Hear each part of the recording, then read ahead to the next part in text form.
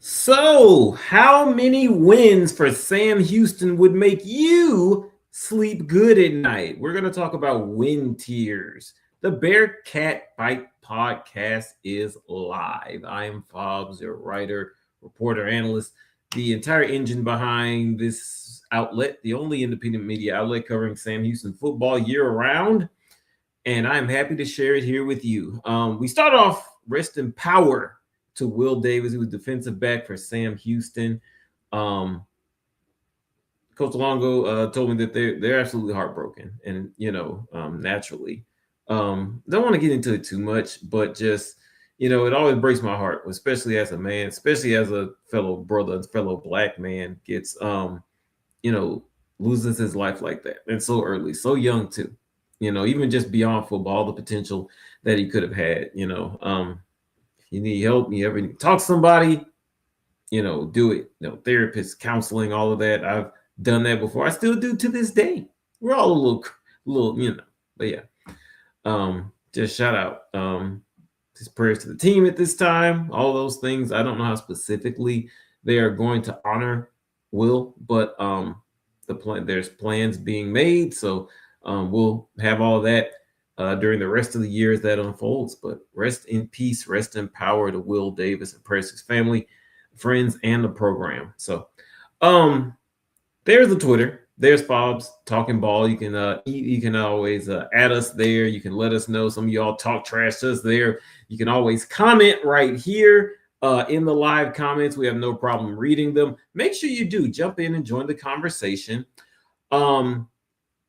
The links to the newsletter are in the description. The links are free. If you want to become a $50 subscriber, and some of you have become subscribers, you're eligible for a free Sam Houston football gift. We're trying to get it to you. We're going to start sourcing what those gifts are going to look like this fall. We'll probably do that maybe sometime next month. I'm going to take about a week off in June or so. So maybe that'll be a good time for you all to gather up your votes, and we'll read them and see what we have, right? You can also always buy us a Cat's Coffee, a Spike Cat's Coffee. Here's some of my Cat's Coffee right there. Scratch that shiner out. Cat's Coffee.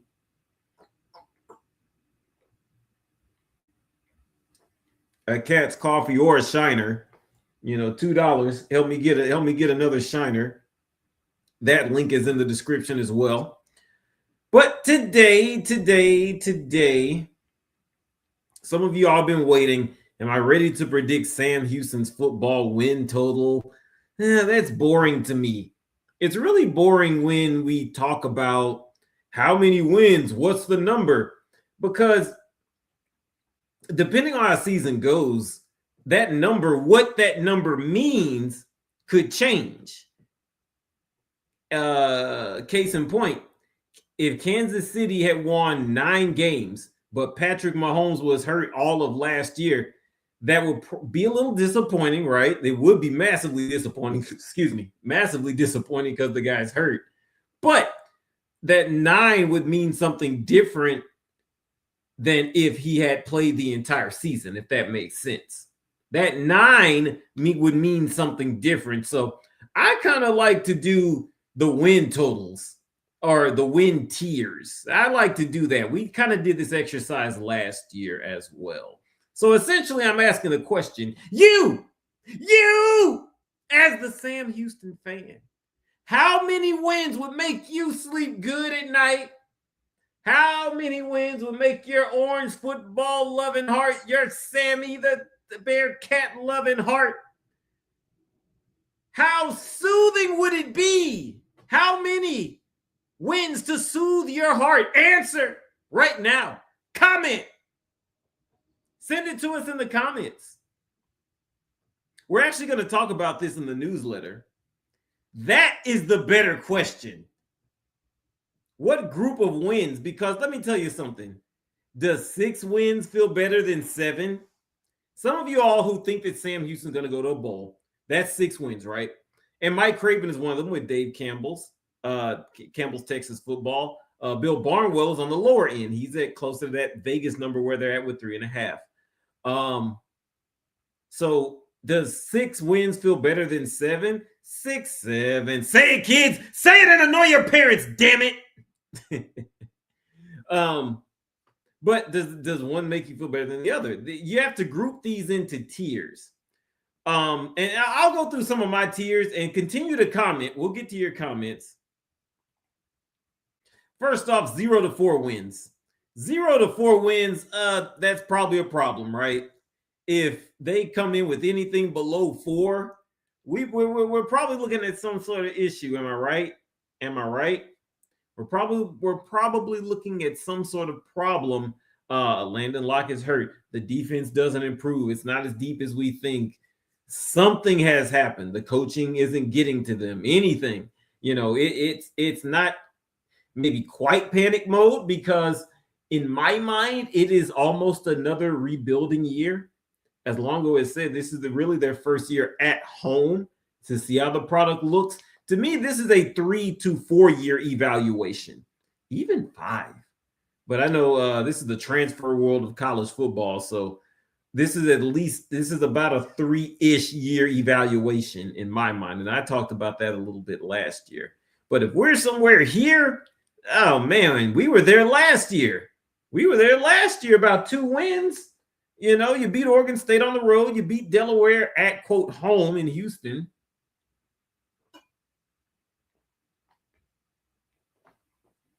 So I wonder, how many people we happy with that? I don't think so. Could I interest you guys, however, in 5 to 7 wins? This is about where I'm at. I'll tell you all right now, because again, the number is not that important. 5.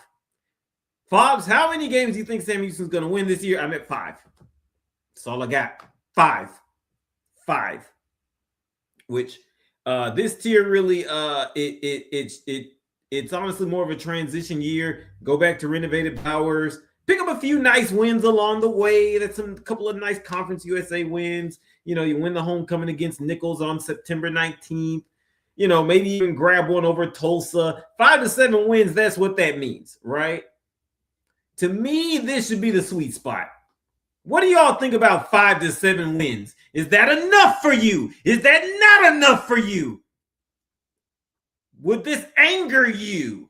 We'll get to your comments here. I got 2 more tiers. But the point is, for me, people keep asking me, what do I think the wins? That's where I'm at. I'm there on a little bit of the lower end, 5 to 7 wins, because this year's team with last year's schedule has success. UTEP is on there. Should have beat them.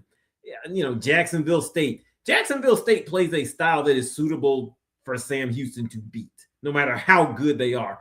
They run the ball and plod it down the hill, and Sam Houston is good at getting in front of somebody, stopping the run, shooting gaps. They have historically been good at that. So they play in a style that they play a style that is suitable for the Bearkats to beat. Delaware, Now, 2 of those 3 teams are not on the schedule this year. Delaware, UTEP, a very wayward Oregon State with Coach Rob Akey, freaking West Coast rock star from Idaho. That was a win. There's a lot of those wins that Sam Houston could have grabbed that are not quite on the board this year, right? I mean, you look at, that home game against UNLV a little bit there. So those type of games, that's not there. They're opening at Troy, at Sunbelt runner-up Troy. So probably about where I'm at right here. We got 2 more, and then we'll go to the comments. Stick around. We'll go to the other comments. And then 8 to 9 wins. To me, this is kind of where things start feeling good, right? This is kind of the party time tier. You're probably not getting a lot of sleep because you're partying over these wins. This means a number of wins. This number of wins, it's either an undefeated CUSA record or wins over Sunbelt runner-up Troy or Tulsa. So you won some you won some good Conference USA games. You've beaten Troy and or Tulsa. Nichols State, we're assuming that's a win. That 8-9 win is party time. It's party time for Longo and company, right? How many of y'all think they'll get to 8 to 9 wins? Do you think that? I don't know. I'm not ready to say that. And then, of course, just the God tier. The God tier. You're beating if you get to 10-12, I mean, that's wins over Texas Tech. That was the playoff team a season ago. And by the way, Brendan Sorsby, their quarterback, the judge that's going to decide his case is a Texas Tech grad. So I would assume, I would bet, and see what I did there? I would bet that the Bearcats will be seeing Sorsby when Phil Longo returns to the home of his mentor, Mike Leach, at Texas Tech. So I would assume that Sorsby will be the quarterback that day or night, whatever time that game kicks off. But you're beating, you would be beating them. Landon Locke's made a stride. All these type of things. Everybody presumes Landon Locke will be the starter, and he's made strides. You've beaten Kennesaw State, the CUSA champion, all these type of things. To me, it's not out of the realm of possibility, 10-12, because again, Kennesaw State did it. Kennesaw State did it. So it could happen. What do we think, guys? What do we think? Let's go to some comments here. What do we think?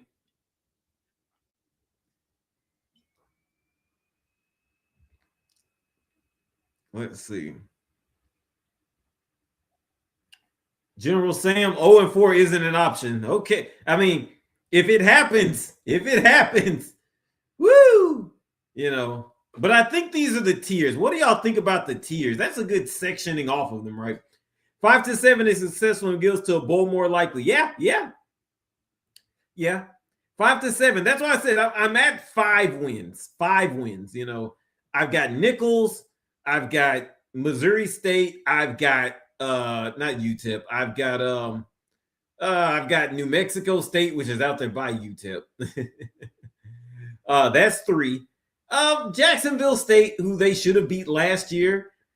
Excuse me, and a win to be named later, right? Some win that we don't see. Maybe they've awoken against Middle Tennessee and they're going to crush them this year. Maybe something like that, right? But if we're anything below that, yeah, you're right. It's pretty bad territory. Anything over 6 wins is major. Yeah, I agree too. I agree with that. I agree. Shout out Texarkana. We got some commenters here. Texarkana, shout out. Conference USA champions are bust. I know we should give them 3 years, but the new stadium, new expectations. Woo! Conference USA. Well, you know what? Again, on the surface, that sounds odd to say, but what was Kennesaw State a year ago? I've told you all here in this space before that when I interviewed the Kennesaw State players last year, and you can even tell from their body language, they weren't expecting to do much. And this was a team that only won 2 games the prior year. So a similar turnaround could happen. So, it's not out of the realm of possibility, in my opinion.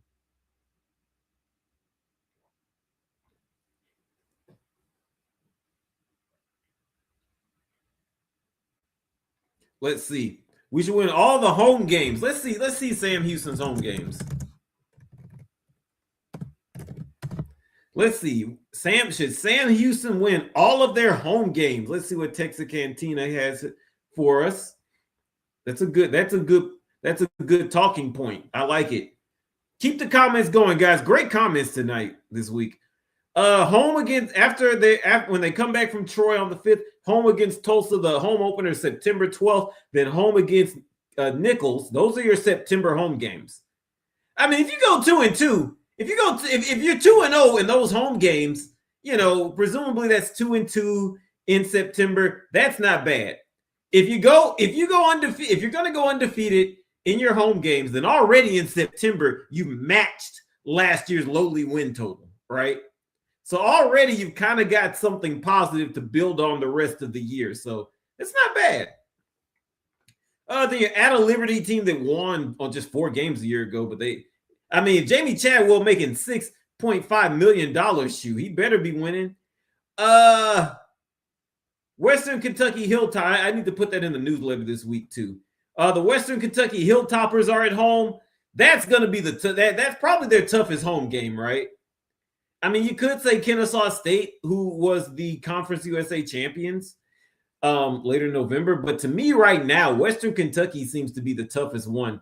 Now they got Brock Glenn and I think the Tisdale kid there battling it out for the starting quarterback role.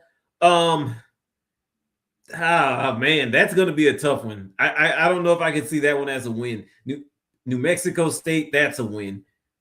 So, and both of those are on Wednesday nights in October. So New Mexico State should be a win. Excuse me. At Missouri, we're talking about home games, and you're back home. You close out the home slate against Kennesaw State, Middle Tennessee. Back-to-back brothers coming to Bowers. And didn't I say that? I said that those are some of the ones I wanted to see. How many times have two brothers come into Bowers as the head coach of a program? You know, Juneteenth is coming up. We should, I think I'll mention that for the obligatory Juneteenth post. But yeah, you know, you can make a case to me about Tulsa. They should beat Nichols. I'm just having a hard time seeing Western Kentucky and even Kennesaw State, depending on how they look. I think Jerry Mack's a real good coach. Let's see what we got from General Sam. I think people think that we're going to get crushed every week. Again, to realize how much a difference a few players can make. Well, again, it worked for Kennesaw State. And, you know, I would argue that people that say that, they are not watching not college football. They are not watching, they're not watching Conference USA football specifically. Okay. I would argue that people that are saying that are not watching Conference USA. You know, it's a conference again. The Kennesaw State example, I could hammer that home all day. Everyone thought Liberty was going to be so great. They thought Liberty was going to push to represent Conference USA in the playoff, and they only won 4 games. I don't think, you know, they thought, oh, their schedule sets up so well. And I'm telling you this year, I think they brought back Ethan Vasco. Why the hell would you bring him back? He wasn't that good. And you're bringing this guy back. You're paying Jamie Chadwell a fortune. Like, I don't even think Coach Prime is making almost $6 million, right? I don't even think Coach Prime is making $6 million, and Jamie Chadwell's making $6 million at freaking Liberty. You know, it's crazy. Cam Cook was Jack State last year. Yeah, he was. He was the main difference. And now he's gone. So now they're a lot more mortal. I think it's going to be Caden Creel as the starter this year. He doesn't do anything, you know? Yeah, and that's why I said Jack State, I am comfortable saying that that's a win. I'm comfortable giving them that win. So you got New Mexico State, Jack State. I'm thinking Nichols. You've got Missouri State, who I think is going to be awful this year, just in my opinion, but I could be wrong. That's 4. And then again, a win to be named later. Texas Cantina shout out says that the Western Kentucky game, I assume that's what you're referring to. It's in Sam Houston's favor because it's on a Wednesday. Well, you know what? Crazy things happen on those weeknight games. Crazy things happen. That's why I like them. I love the weeknight games, by the way.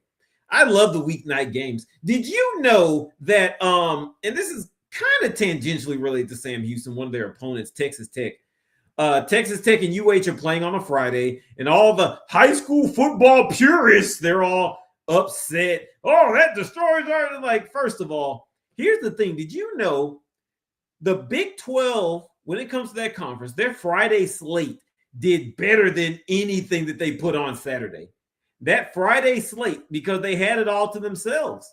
I was watching it. I'm not a big high school football guy. I don't like crowding into these little stadiums that aren't prepared to hold that many people. I don't like dealing with that. And then the kids start fighting. It's like, hey, look, I was a kid once.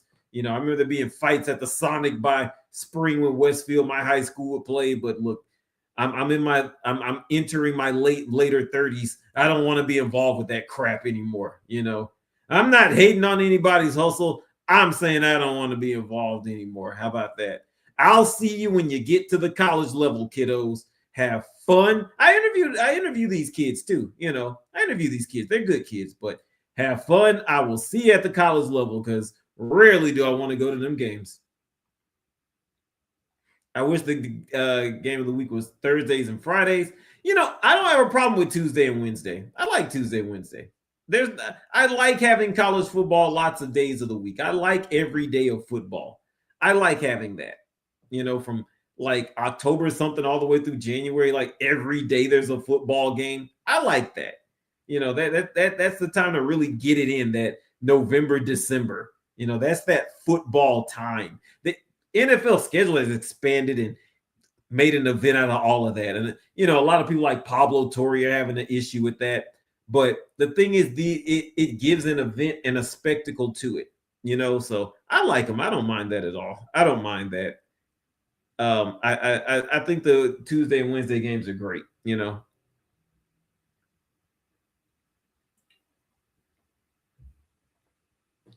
What else is on you guys' mind? What else is on you guys' mind? Let's see. But yeah. And the other win could be, the candidate most likely to me would be Middle Tennessee. Now they got a good quarterback, Gugliano, whatever his name is. He was pretty good last year as a freshman. Threw for 400 yards in his first start. One of his early starts there. He was pretty good. Tulsa could be the fifth win. Even Troy, maybe Troy. Liberty Bibbity. I mean, hell, Kennesaw. I really think that FIU is going to be pretty good. I think that FIU is going to be pretty good, a lot better than people think. Not enough people are talking about them. It's easy to default to Liberty. It's easy to default to Western Kentucky. Don't overlook FIU, though. Don't overlook some of these teams.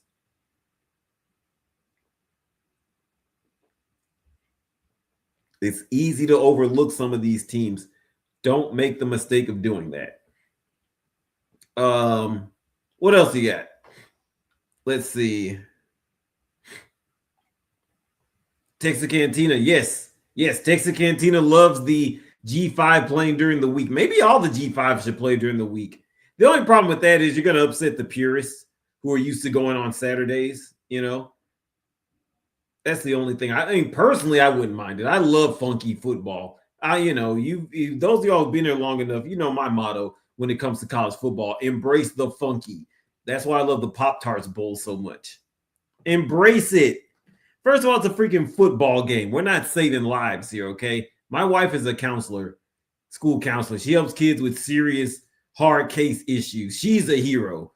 We're not heroes here, unless some of y'all in education or, a public servant, something like that. Some of y'all might be. Shout out to you. But shout out to you and my wife. I'm certainly not. I'm just a guy here talking about college football, trying to give you guys a fun distraction, right? But I wouldn't mind that at all. That's the point. I wouldn't mind the funkiness at all, because I'm going to watch. You're going to be sitting on your ass watching whenever it's on anyway, drinking a Shiner.